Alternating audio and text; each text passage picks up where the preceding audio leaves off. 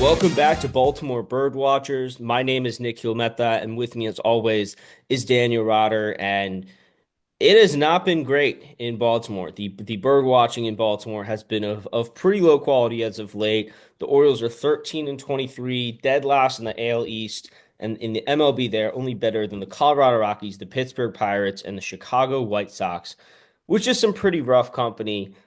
Daniel, I know that we've been to some of the same games in the last couple of weeks.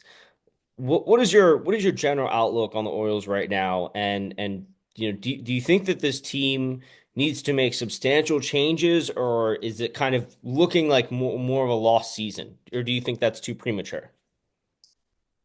Man, I my general outlook on the team is quite negative, to be honest with you. I mean, the games that we've seen them play, especially recently, have either been completely uncompetitive or one part of our team has felt completely uncompetitive in some realm, whether it be, the pitching struggling, the hitting can't knock guys in with runners in scoring position or even get on base to begin with. Like it just seems every game something isn't going well, and it kind of reminds me of that funny GIF that you'll see a lot of times in the replies on Twitter, where there's the three switches like rotation, lineup, bullpen. Anytime you press, one, the other two light up and one goes off. I mean, it just feels like we can't do everything well for more than, one game at a time out of four or five. And that's why, we're on this 5 game losing streak right now. It just got swept by the Twins, who are below 500, because there's just not a lot of production coming from the lineup or the pitching. It's rough right now. Yeah, there's just this feeling of stagnation, and it's not just statistical. It's like you're talking about in a game when the bats fight back, the arms give it up. When a starting pitcher actually puts together a good start, the bats can't support it. They're just not playing like a complete baseball team. And so I actually don't think it's too early to talk about the idea of, a lost season. Now, I don't think that, the right now the Orioles are, complete the season is over, right? But I do think that if they keep going in this direction, they will obviously not make the playoffs. I think it's already looking unlikely that they can even compete for the division right now. Um, I think it's important to get ahead of things and say if we don't want this season to be a lost season, and there's been a lot of talk about that, about this championship window and the year of contracts that they're basically, punting on the year of inexpensive contracts that they have for a lot of these young guys. Um, I think they need to take steps to make sure that that doesn't happen. And that doesn't necessarily mean you go sell everything you have to try and buy your way into a playoff spot. It does mean you have to take a more critical approach to how you've managed your team thus far and make some changes either for the short term or for the long term benefit of the franchise. Because what they're doing right now is bad in the short term and bad in the long term. It doesn't really help much of anything.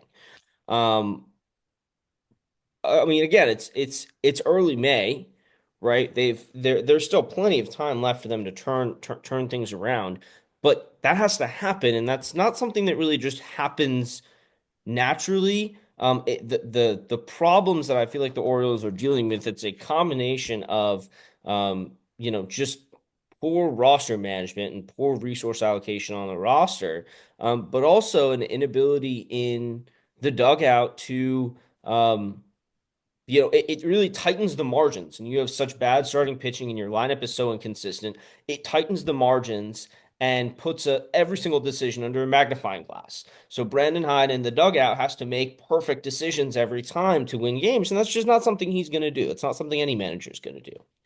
So yeah, I mean, I think the first step to admitting to solving a problem is admitting you have one. And that's kind of what we wanted to talk about in this episode today is how do we get here? Well, what are the Orioles' problems? How do we get here? What, if anything, can or should they do about it this year? And what are lessons that they need to take into the future? And we're going to start with starting pitching, which is obviously a big roster weakness of this team.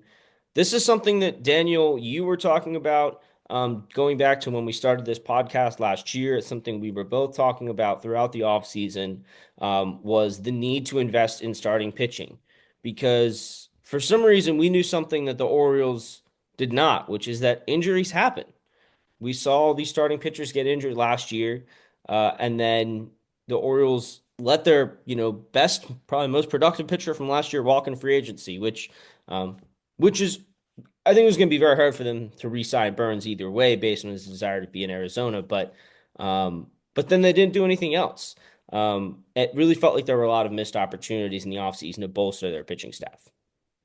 Absolutely. And I think the organizational philosophy for acquiring pitching out of the organization seems to be we want good command. And good command is definitely, something that you need in the back end of your staff. You want guys who are going to throw strikes, get outs, get you deep into ball games so you can preserve your bullpen a bit. But I just don't think a rotation ceiling is high enough when the entire rotation is comprised of guys who just don't get a lot of strikeouts.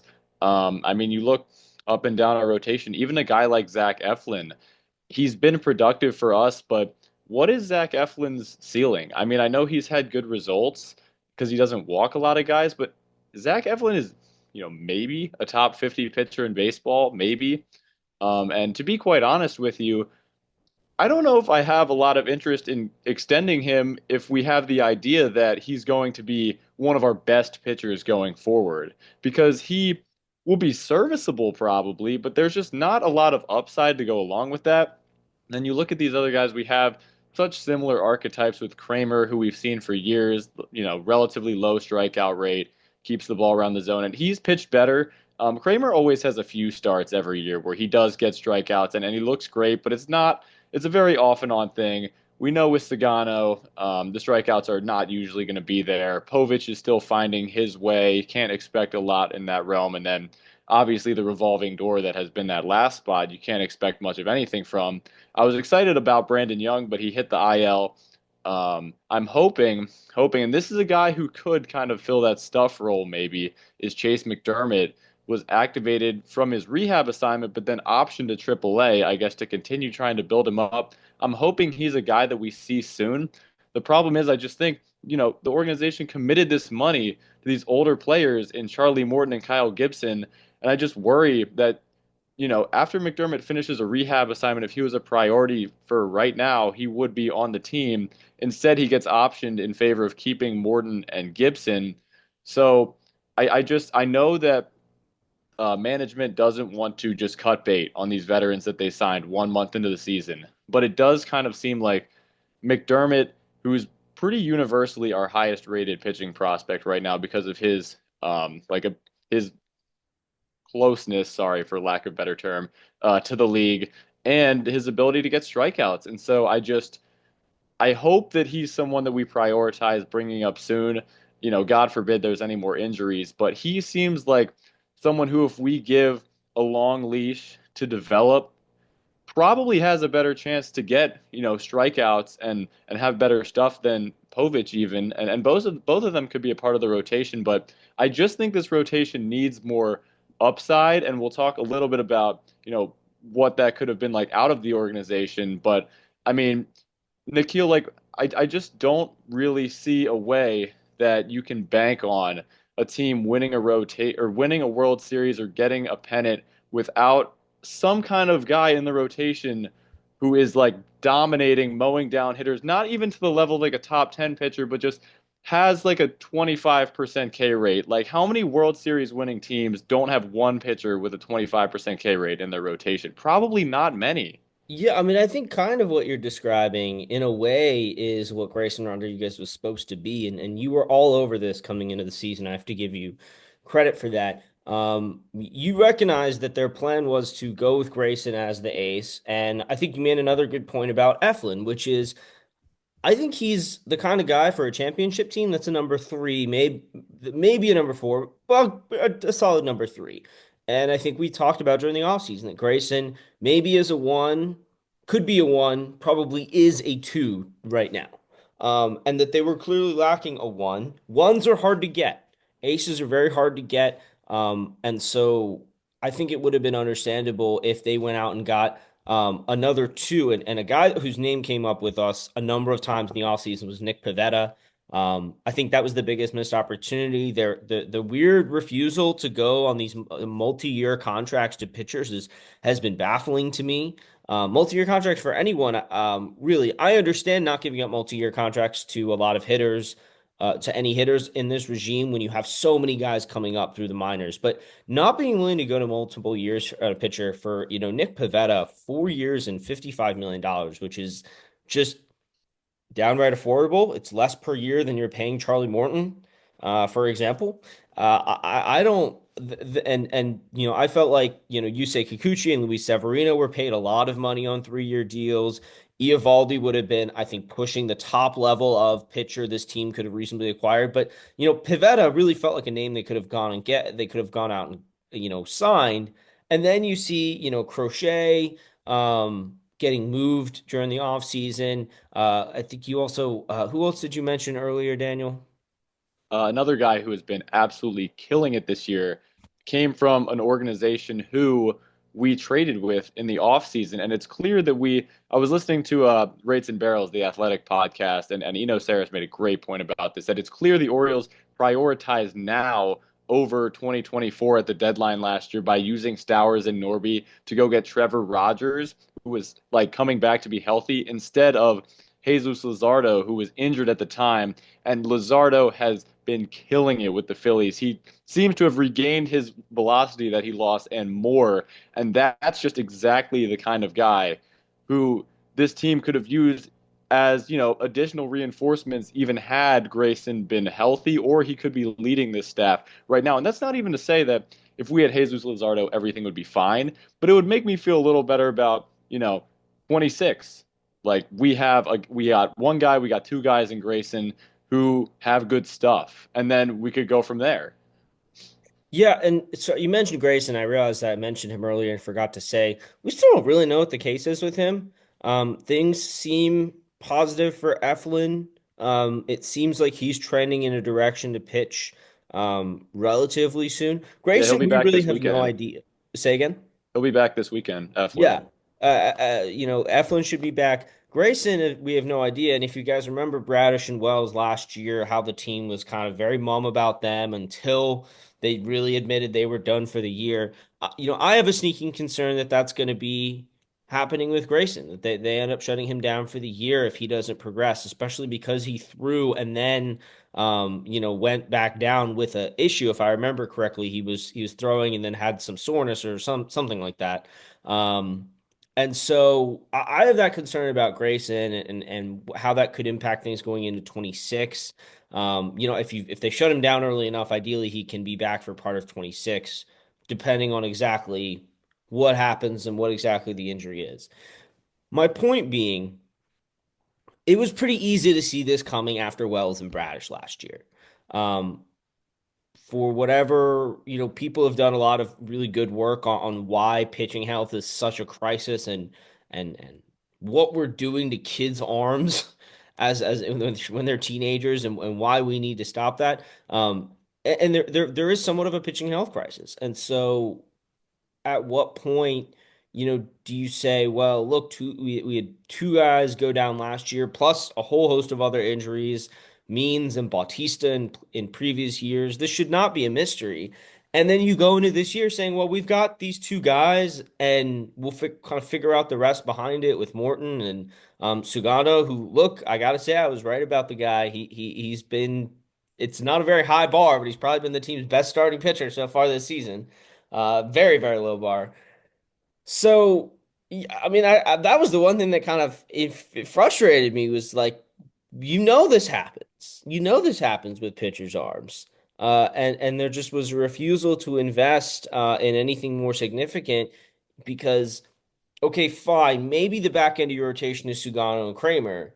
If the front end is Grayson and Eflin and they're pitching as well as they can, but that's just so fragile, and you're one or two injuries away from you know, having to re-sign Kyle Gibson. And that was just like we were both at the game where Gibson gave up those home runs to the Yankees in the first inning. And I'll be honest, It was one of the only times I've ever just gotten up and walked out of a game because they put Kyle Gibson out there in the second inning, and I was like, at this point, I feel like my intelligence is being insulted. Like Kyle Gibson seems like a great person. He seems like a fantastic person. He's no longer a major league caliber starting pitcher. That like I'm not an expert by any means, but I can read numbers. And I can tell you that there's nothing about his pitching ability that is major league worthy.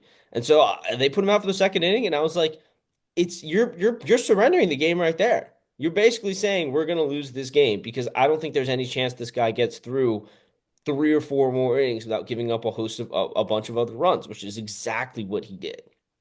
So, um, clearly the strategy going into the season isn't going to work in the future. And I think that's kind of the next thing is, okay, what do you do now? The Orioles have been linked with Mitch Keller, who I don't think profiles as the kind of pitcher that you're talking about. I don't think he moves the needle in terms of this team's playoff chances. I think he just maybe makes them look more respectable over the course of the year. But the reality is that the guys that you're talking about, the kind of players that you're talking about, are expensive. And I wonder, who A would you target this year, Daniel? And B, is it worth it? So I think that when when you make a trade for pitchers with good stuff below the age of 30, I mean, that's about the most expensive thing you could trade for, unless it's like a sub 25-year-old superstar hitter. Um, so the trade is probably gonna seem like something that is an overpay initially, right? Because organizations value a guy who is going to be able to go out and get strikeouts, and I think that's why it felt like it would have made so much sense to be the team that traded for Garrett Crochet, even though he has a lot of injury risk and that deal could end up looking bad in 3 years. But right now, I mean, Garrett Crochet looks like a top five starting pitcher in baseball. And would that have changed our outlook as a team this year? A little. I mean, I don't know if we would be winning the AL East, but we would probably be in a better position than we are now with him. And say we had to give up some of those hitters that can't seem to really stick in a role with us that we're going to get to shortly. Like it feels like that would have been no massive loss for this team, especially because of how little they've made drafting pitching a priority, or at least drafting like some of the highest ceiling pitching in any class of the draft. But I mean, trying to brainstorm interesting trade candidates right now is tough because again, Orioles fans are going to hear these names and they're going to say, look, like this is the guy we're going to plant our flag on. This is the guy we're going to get excited about. But we're talking about younger, more unproven pitchers who might have good stuff. And I'm just looking at guys who are younger in the major leagues. I'm sure there's some guys in AAA also that I'm not thinking about. The first one who kind of comes to mind to me, and I don't know exactly how available he's going to be just because the Cardinals seem to be a bit of a surprise. And I think that this guy is a little bit of a blend of both what we need more of and what we're looking for because Matthew Liberatore, who was initially a Rays draftee, he was drafted in 2018. I really liked him out of that draft, and we ended up going with Rodriguez over him. He has great command, and in his first full season as a starter, he's taken a nice jump up to like a solid 20% K rate. So he's still a little bit of a command over stuff guy, but the stuff is coming around and he's got like three good pitches now, I think that he can mix in. And he's a left-hander, which we don't really have a lot of quality lefties. I don't exactly know how available he's going to be, but for a Cardinals team that is kind of struggling to develop their own offensive bats. Like Jordan Walker comes to mind as a guy with top tier bat speed, but hasn't quite put it all together yet. I'm sure they'd be willing to take on more young bats, just kind of see what happens. They're in a retooling kind of era themselves. I mean, that's the kind of move where, it'll probably take a Kerstad or a Mayo to pry a young pitcher like Liberatore, even though he's not an ace. But this is maybe a guy who, you know, gives us a real major league starter, another real guy to put out there and give us a shot. And another guy who I think is a little bit more of a speculative ad, like doesn't really have great numbers now, but intrigues me is Jonathan Cannon on the White Sox Hmm. because his stuff plus numbers, and I know stuff plus isn't everything. He has a 16% above average fastball and a 17% above average breaking ball. And like the strikeouts haven't really come yet for him, which is weird. I like I guess it must be something to do with his pitch sequencing. I know he's sinker heavy, so that's why maybe he's just getting a lot of ground balls. But a guy who had, and he doesn't even have that high of velocity either. Neither him nor Liberatore do. But I mean, for a guy whose stuff is grading out so well, I think that there is a lot that you could kind of project and think that, oh, we could make this guy, into a legit major league starter. He's 24, he's in his second year in the major leagues. Like, I think there's something you can dream on with a guy whose stuff is projecting that well in a model. And he probably would be cheaper than Liberatore just because he hasn't even done it like that well for a month like Liberatore has this year. And he's on the White Sox, who would probably be willing to trade him for the right price. So I mean, again, like Orioles fans, right? These are not two guys that you're like, this is a game changer. But I think these are the kind of moves we need to make. We need to make moves that are going to help us now, but also going to give us an arm who's not just a boring command artist, Like I think that we need to try and see if we can project down the road a little bit, and I think we're doing that now in drafting guys in the lower minor leagues. We have a lot of guys in A ball who I think a couple of them could probably pan out and be guys who get, solid strikeout minus walk rates, but we need it now. Like we need it now, and we have too many position players in the high minors in the majors.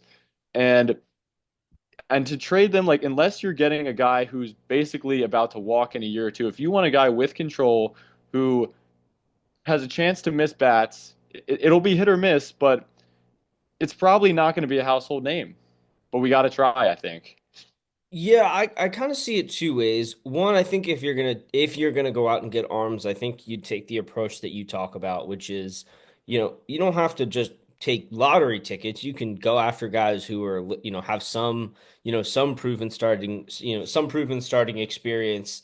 Um, Even if it's just this year, like Liberatore, I think Cannon started pretty much all of last year, if I remember correctly. Um, because that's kind of you're getting something that can help you this year, but especially it would be like it would be like a better use of prospects than the Rogers trade. The Rogers trade was partially for 26, the injury and then him just not really looking very good, has, kind of soured that trade in hindsight. But the idea behind it was, look, we get a guy who can help our injured rotation this year and potentially be a part of it next year. I just don't think a guy like that raises the ceiling of the rotation like you're talking about as much as a guy like Liberatore who can miss bats. And I think that's the big thing is for a while it feels like the Orioles are just trying to build a respectable workable innings eating rotation that their offense can then support. Um, I don't know what this front office doesn't like about making a rotation a strength. Why not actually try to invest and make the rotation a strength? And they have generally ignored pitching in the first few drafts under Elias or several drafts under Elias.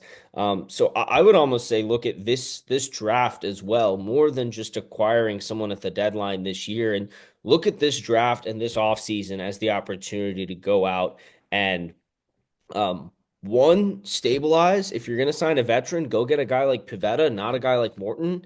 That's like a very clear, easy decision to me. And I don't understand why a team why, I would love to hear about, if the Orioles were in on Pivetta, why or why not. And like, if it's really just not offering multi-year contracts, I mean, what are we doing here, man? I think that's something that would really frustrate me. So, yeah, there are things to take into this offseason. We can talk, that's way down the line. But the draft is sooner. The draft is a lot sooner than that. And I think they need to think about what you're talking about with young arms with stuff in terms of drafting guys who, can get to the major leagues and be starting pitching. Because I think you have to have guys that eat innings. There's no doubt that you need players that eat innings. But you also need higher ceiling guys who can lead your rotation.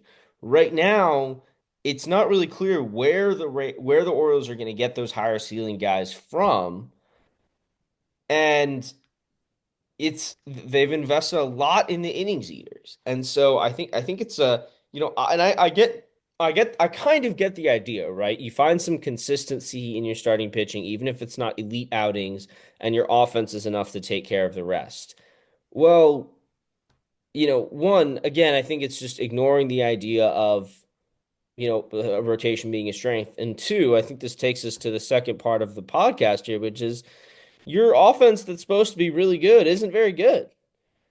You have two players in Jackson Holiday and Ryan O'Hearn who are really hitting consistently. Henderson is getting there after coming back from the injury, but he's actually been pretty slow in building up to what he was last year. And then you got guys like Adley and Mountcastle who are just not really hitting much at all. Yeah, it's been disappointing as a whole. Um, I know that the expected metrics still seem to like Adley, so I don't want to. It it's starting to seem less like a coincidence that the end of last year went poorly and now the beginning of this year is going poorly. I am still holding out hope that it's just a bit of a slow month for him, but I certainly agree it hasn't looked good. For Mountcastle, I've always kind of questioned what exactly Mountcastle is, right? Because he has great bat speed. Like he has, definitely good power potential, but approach just feels like it's always been a little flawed with him.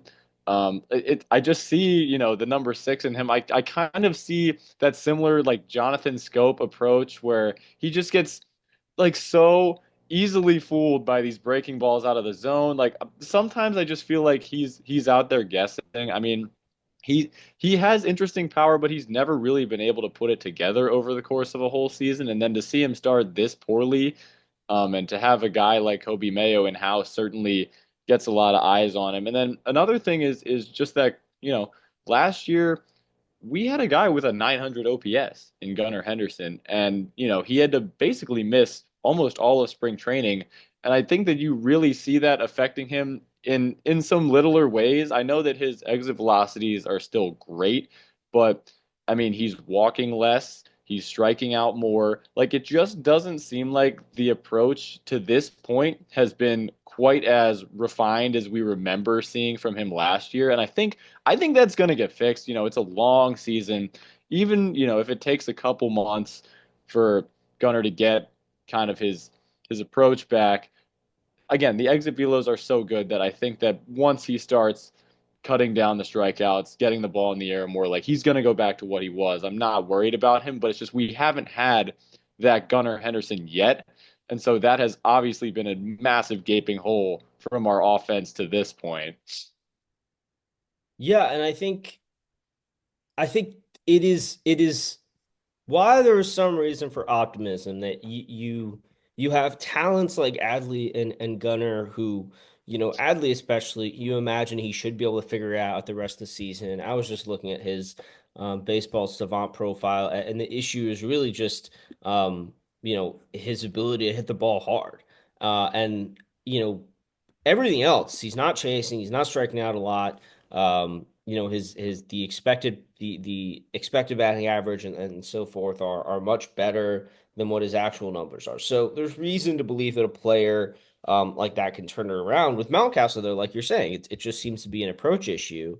And even with Adley, you wonder how much is it an approach issue when he's just not able to hit the ball hard enough to get the hits that he probably deserves, quite frankly.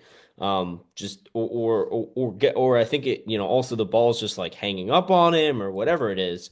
Um, it feels like an approach thing, and it feels like that feels like something that is consistent throughout the lineup, night after night, where everyone feels like they're pushing. Runners in scoring position has been a huge area of weakness for this team.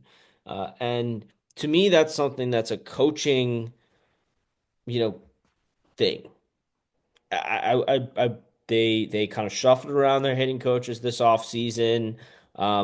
But to me, and again, I don't know enough about pitching coaching and what a pitch or batting coach and what a hitting coach does in a game and in practices.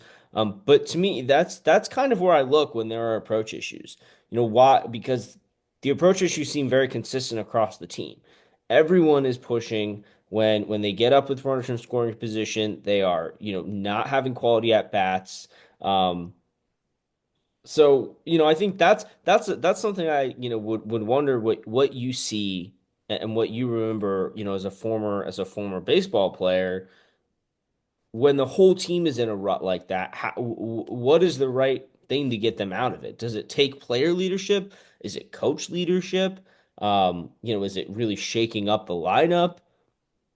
I don't know which of those things will necessarily do it. But the fact of the matter is, unless you turn the current pitching staff into a strength, which is realistically not going to happen, the bats have to start playing to their potential if the Orioles want to win many games this year. Yeah, I think first and foremost, I think the offense will improve. I think that there have been injuries. Granted, I think the whole narrative around the offense injuries is like a little overdone, but like losing Cowser, I mean, look, that's a guy who was projected to hit in the middle of our lineup. He's missed the whole season. And Westberg just, I've been saying it since, before he went on the IL. Something has been wrong with him. He's sat a lot of games, even when he was healthy. I'm really hoping this IL stint he'll come back and not have to do those weekly like maintenance off days that he had been doing since the first week of the season because it was concerning, right? And he wasn't performing like he had in the past. Jordan Westberg, ever since he had come up, right, just looked like a guy who was ready. I mean, he was always in every at bat. He was producing the only Orioles prospect, right, who seemingly came up and produced right from the Mhm. jump. And then we didn't see that this year. So I'm hoping that now he's had his time to rest, his ailments. I know the back was the problem in spring training. It allegedly wasn't the problem that put him on the IL right now. I just hope he's gotten over whatever's ailed him because if he's back and he's right, I mean, he was an all-star last year in his first full season. So that's a huge guy to bring back into the lineup. So missing those two has certainly been difficult. But like it's hard to think about the hitting coach because the hitting coach was just fired last year. And then I know that we kind of promoted in-house and then brought in a couple of other guys. Um, but I think the message that I hear when I listen to I listen to MLB Network or podcasts, whatever, is that hitting coaches, yes, they are coaches that coach technique, but they're also in a way like hitting therapists. Like they're mental coaches too. And I think a manager kind of has a similar role as well, right? Like he manages the game, but he also manages the mindsets he's supposed to, right, like kind of control the mood of the clubhouse. And when it feels like I don't know. This is a little bit like obviously this is something that I can't really back up. This is very qualitative observations, but this team in 2023 just felt bulletproof, right? Like they went out there every game, they played so hard, they had fun, they celebrated with life, like smiles in the dugout, and now like everyone just feels disillusioned, feels lost. Like the celebrations even feel like forced when they pan to the dugout. There's not a lot of laughing and smiling, and I get it. They're under 500. Like why? What is there to smile about? But at the same time, like how long are we gonna sulk? How long are we gonna lose before somebody gets upset about it? And I think that's what us fans are so annoyed with right now is that everyone affiliated with and I tweeted about this, everyone affiliated with the Orioles is acting like it's okay. And I think it's okay right now to say it's not okay. The Phillies, a few years ago, right, when they fired Joe Girardi and made the playoffs with Rob Thompson, they were 15 and 25 when they did that. They were at right about this point when they acknowledged, okay, something is wrong. And we haven't heard that yet from the front office brass. And I think that is what is most frustrating for us as fans is just it doesn't look like the product we're used to seeing. Something's off, but everyone's pretending it's fine. And when are we gonna see it be fine or admit that it's not? Yeah, and I think that's what I was getting at earlier. The first step to solving a problem is admitting you have one, and um, I don't want to microanalyze comments from Hyde and Elias. I would say Hyde as a manager. I think it's worth noting. It's probably a good time for my diatribe about how coaching is just not as big a factor in baseball as it is other sports. Um, and that's reflected in pay and that's reflected in power dynamics. So it's not surprising to me that Brandon Hyde is preaching stay the course kind of mindset. But you see, Mike Elias doing the media rounds.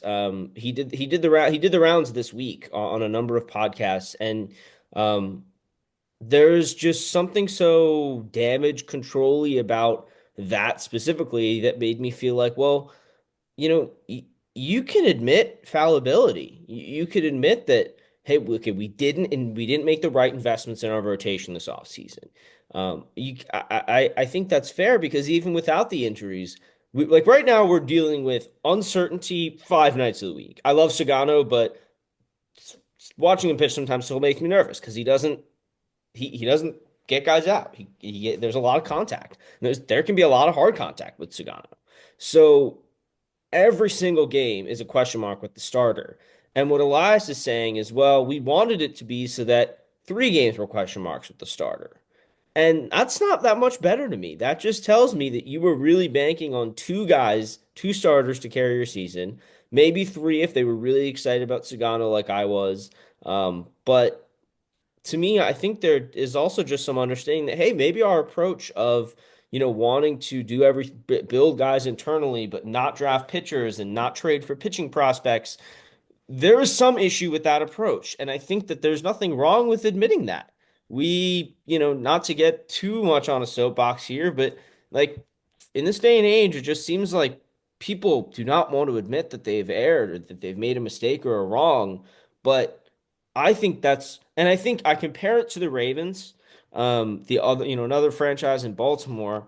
The Ravens don't always admit they're wrong by just coming out and saying they're wrong, but in their roster moves and what they do year after year, they kind of admit that they were wrong. Not picking up a player's 5th-year option or re-signing a player, a number of things. We don't have to get into too much of that. The Orioles don't do that. Right. I don't think it would like if you were to designate Gibson or Morton for assignment, because they're just not contributing to a major league team right now. Are you really that worried that another team is going to come pick them up? I understand you're paying them money, but are you really that worried about losing them? Probably not, because someone's got to come up and pick up their contract if they claim them off waivers. And so it's a move like that to me that would even say more even than Elias could on a podcast that say, hey, look, this wasn't working. We're losing games because of this, so we're gonna stop doing this. And I think at least that's what I would appreciate. I would love, fiery quotes and, you know, me and players only meetings. All that stuff is great when it works. But to me, I think what sends a more clear message is how you use your money and your roster to say, we're going to fix this. We're not going to continue to put this guy out there to get shelled every couple of days. Um, so I guess that was a relatively longer diatribe than I planned. But point being, accountability matters. And it doesn't have to be firings. It doesn't have to be coming out admitting you were wrong publicly, even though there's nothing really wrong with that. I think it's more about changing how you manage the team and doing it better, changing your approach. And a lot of people will say, oh, well, they can't necessarily prove that until the offseason. We've said that for multiple off seasons now, first of all. And two, they absolutely can. They absolutely can still do things. We've talked about them this year, whether it's go out and get a young arm that you want to develop in Baltimore, and have him be a big part of the rotation next year, or sign or go trade for someone that maybe stabilizes the rotation, and in the draft, and being more willing to take chances on pitchers in the draft instead of just building up a lineup that, years can't produce runs anyway. I think you made a great point about the transactions speaking to admitting you were wrong because you're right. I mean, we haven't seen it. We held on to Craig Kimbrell, practically squeezed Hmm. every last penny we could get out of him last year without, admitting that we were wrong about that. I think about even going back to 22. I know we didn't have a lot of options in the rotation at the time, but right, like a guy like Jordan Lyles, yes, he was pitching a lot of innings. But I mean, let's be real, he sucked. Like he wasn't a good pitcher. And we kept him throughout the whole year without giving any younger guys a chance. And then, I look to this year, and I mean, the roster moves just make me like cringe, because the first one I think of is Brandon Young. I mean, in his second start in Detroit, he struggles. He walks a bunch of guys in the first 2 innings. But then the last 3 innings, I'm watching him get strikeouts. And I'm like, Hmm. dude, we need this. Even if he's going to have some command issues, we need a guy like this to see if this can work. And then sent down for Kyle Gibson. I'm like, no, no, dude, come on. Like, this was actually something that looked promising. And then the same thing today when O'Neill gets activated. You're telling me we have Dylan Carlson and Emmanuel Rivera on our major league roster, both of whom have been DFA'd within the past year, year and a half.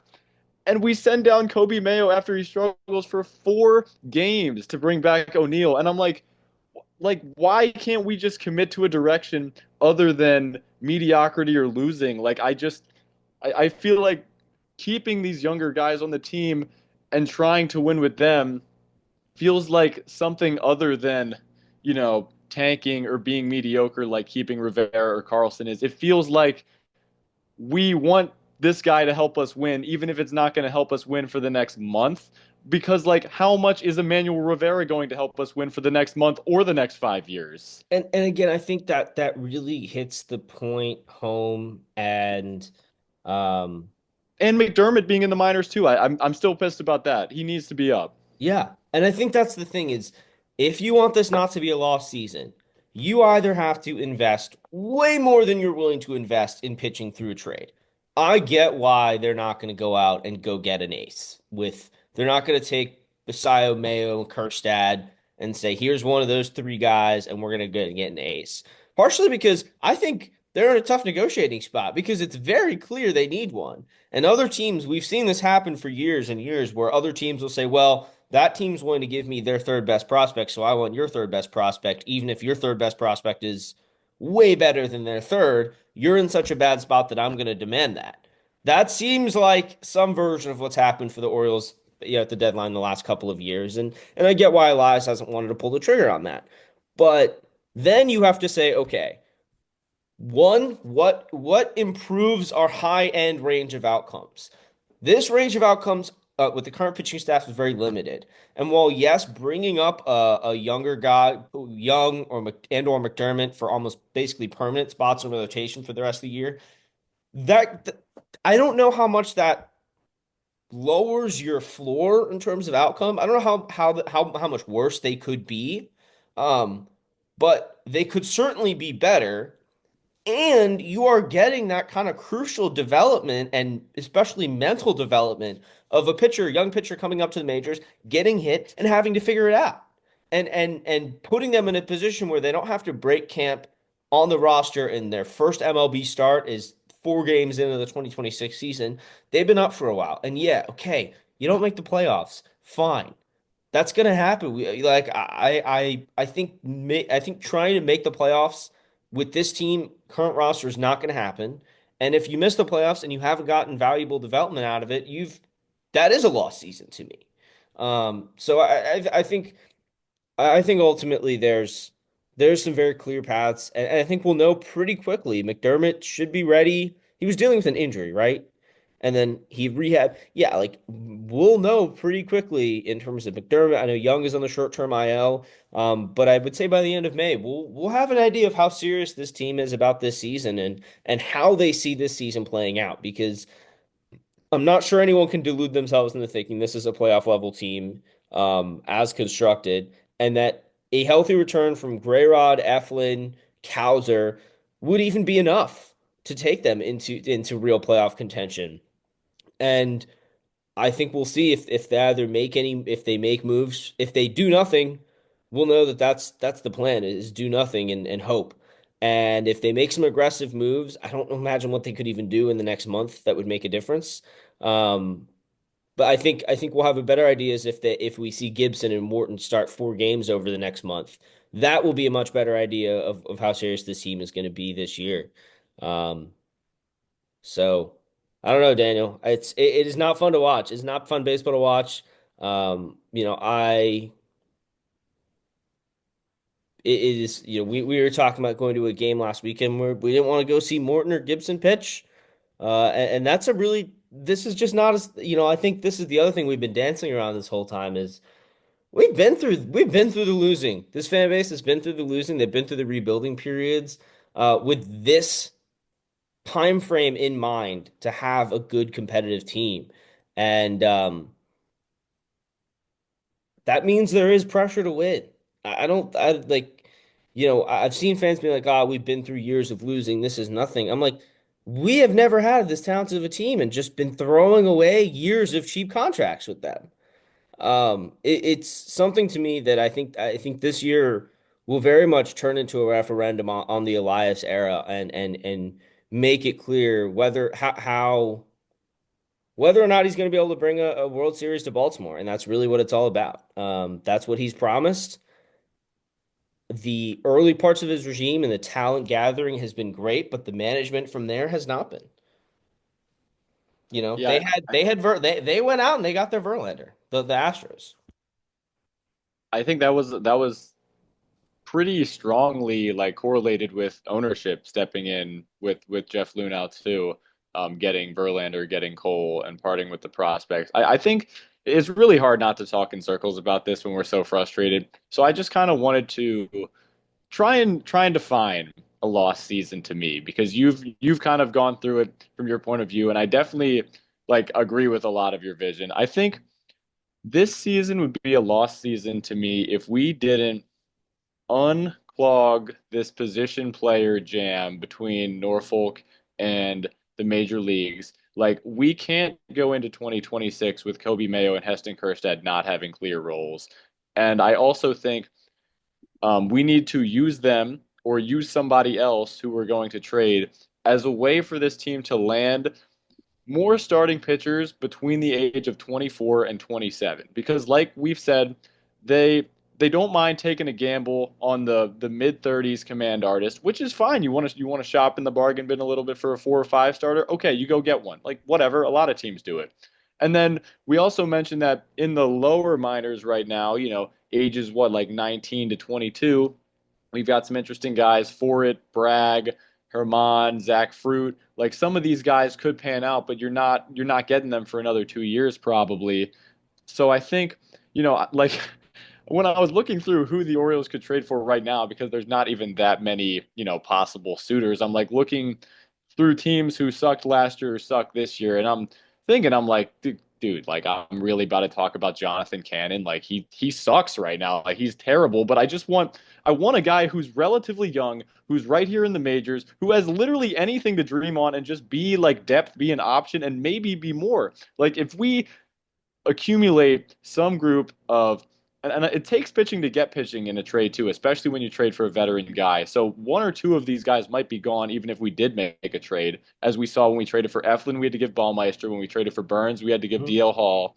Um, like just to accumulate a group of guys as depth so we don't have to sign a Kyle Gibson as an emergency anymore. That gives us a core of like McDermott, Young, Povich, and then maybe like, you know, a couple other guys from out of the organization that are not necessarily Cy Young contenders or household names right now, but they might take a guy like a Mayo or a Kjerstad, depending on how highly touted they are. If they're more highly touted, it might be a Mayo. If they're a little less highly touted, Kjerstad's a little older, he might fit that bill a little more. But teams are going to want potential offensive upside for a pitcher who could be good, even if they're not good right now.